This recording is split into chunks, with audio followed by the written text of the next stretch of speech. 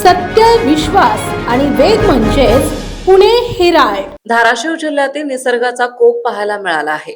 जिल्ह्यातील लोहारा, उमरगा आणि तुळजापूर तालुक्याचा आज अचानक आलेल्या गारपिटीने झोडपून काढले आहे. दुपारच्या सुमारास अचानक ढग दाटून आले आणि सोसाट्याच्या वाऱ्यासह गारांचा पाऊस सुरू झाला.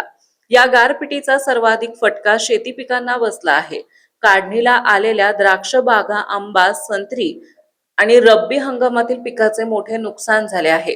अनेक ठिकाणी रस्त्यावर आणि शेतात गारांचे पांढरे शुभ्र थर साचल्याचं चित्र पाहायला मिळत आहे. आधीच निसर्गाच्या लहरीपणाचा सामना करणाऱ्या शेतकऱ्यांचे या गारपिटीने कंबरडे मोडले आहे.